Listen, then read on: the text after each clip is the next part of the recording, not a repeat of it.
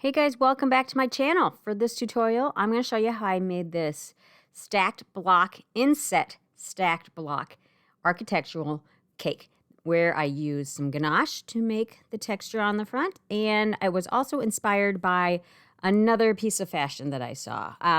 This was an accessory on a dress, and I just thought it was gorgeous, and I thought I have to do this in edible mediums also.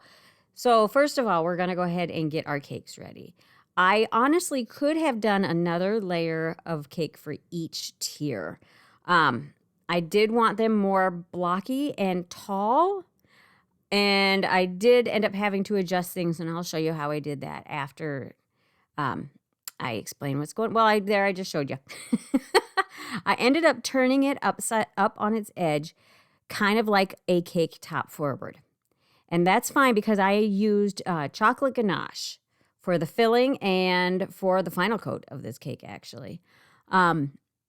So it's much more sturdy when you have a chocolate ganache. And I did a butter ganache for this, which is probably, in my opinion, one of the sturdiest ways to stack a cake and to crumb coat it and final coat it is to use the butter ganache. It cools and sets up very firm, but still nice and silky to eat. Yummy, silky to eat. So you saw how I assembled those. And what I'm doing now is I wanted to inset this. So it's more of an architectural kind of optical illusion design is what I was going for. This was actually my son's idea, so thank you, Logan, for the idea. He had the idea to have one cake sitting on top of the other, but kind of in the cake. So this is what I came up with for that. So what I'm doing is I'm cutting a board slightly smaller than the bottom of the cake. That way, that is going to be my support on how I'm going to keep the cake on top, attached to and not falling off of the cake below. So I marked out the size, but then I'm cutting it a little bit smaller so that it's not poking out underneath the cake, because you don't really want to see this board. That would defeat the purpose. But what I'm also doing is I took those measurements for the cake and I subtracted about 1.5 to 2 inches off of the end and to mark where I'm going to cut a section out of the cake to set it into. Now, one of the tricks with these optical illusion cakes, like I just did one maybe 2 videos ago, that you guys really liked. And one thing I forgot to mention is a way to get more stability in it is to make sure that the tier that's sticking out or at an awkward, the optical illusion part, or gravity defying part, that at least 2/3 of that cake are sitting on the cake below it. Does that make sense? So like 1/3 of it is kind of the gravity defying section. So that way you are not fighting gravity quite as much. And I'm just using a serrated knife to cut out the section that I don't need. Now this section, don't waste it, eat it. You don't need to throw that away. Just go ahead and leave that to the side to munch on at your lunch, lunch for the day or for your dessert. Don't waste it. And this is a pointed serrated knife, so I can get in there and get a nice cut. And then I'm coating the part I cut out with some more ganache.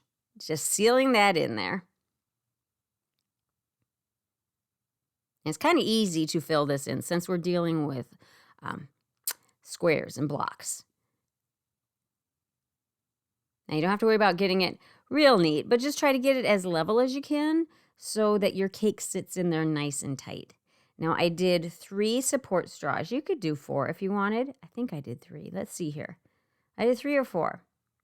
But make sure that your support on the outside edge is as far out as you can without poking out through the cake or creating a crack. And now I'm going to go ahead and do the texture on these cakes. Now these cakes are chilled as I'm doing this texture. You're going to get a much better result. And I just used another cake board, put some of the ganache on there, and just pressed it into the cake and pulled it off. And do it as many times as you need to get the look that you're going for. Now, I struggled a little bit with this because my board was warped. It would work a lot better if you had a completely flat board. You probably wouldn't have to go in as many times as I needed to. And I just filled in where the board wasn't touching, and then using the board again because to create those kind of peaks. I wanted a lot of texture. I wanted kind of a peaky texture on there. Peaky? You know what I mean, right? And I did the same for the top tier as I did for the bottom. Both the tiers the same. And then I removed where the texture was on that top tier so that it would sit flush.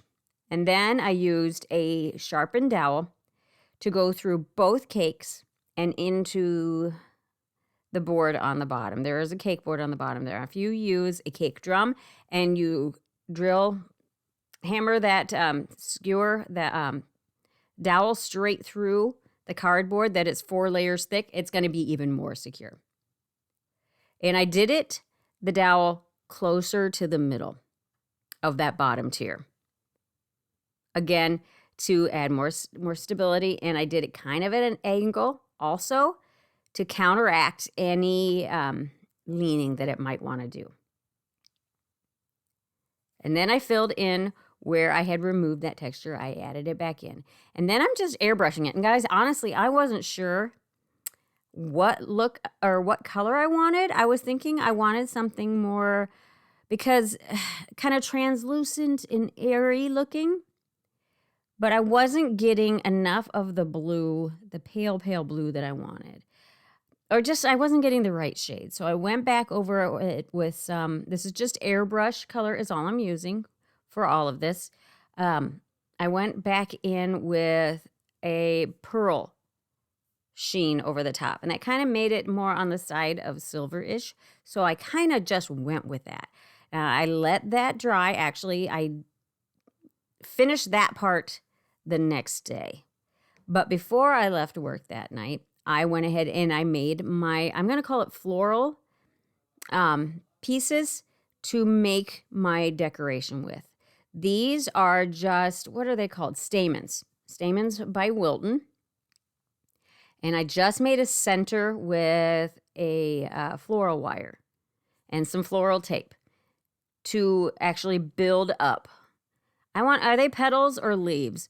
I don't know. It's more of an abstract floral arrangement. These are actually like hydrangea leaves is what that was. But I was kind of trying to mimic what the dress was. So this was the size that I thought would be appropriate. And then I pressed them into a veiner and thin the edges. And I just draped them over my flower former there overnight. I did 7 of them, I believe. Well, we'll see here. I think 7 of them. And then they firmed up overnight. And honestly, I didn't even have gum paste. So I made these out of fondant with some Tylose powder. And what that does is it makes your fondant act more like gum paste, especially if you have time to let them dry overnight. Now I'm just wrapping them around or attaching them to the stamen, the center of the flower, and attaching them with some more floral tape. And also in the inspiration picture, there were some fabric kind of pleated triangle pieces. And I thought the best way to do that would probably be with wafer paper. So I did those with wafer paper. All in all, I was fairly pleased with the end result. I kind of wish that top tier was a little taller so I could have done the accent a little higher up with the decoration. But that's okay. I still like how it looked. But it just looked like it was just more laying on the cake. Whatever. You're bygones. What are you going to do? It's too late now. And then I added a little bit of a silver airbrush on the edges of the square, of both the squares. And then I just used some edible silver leaf to accent some more of that texture that we're going to go with it. And I added the movement to the paper just using my clothing steamer. You add steam to the paper and it kind of allows you to manipulate it into the shapes that you want. And then I just attached them to the cake with some piping gel underneath our centerpiece. And in this picture, actually, it does look more blue. It just depends on the lighting. I took the picture at a different time of the day, so you just never know. But anyway, here's the final product. I hope you liked it. And as always, I hope you learned something that you can use. And please like and subscribe and share and do all of the things if you would, please. I really, really appreciate it. And I appreciate you guys for watching my videos. And we'll catch you on the next one.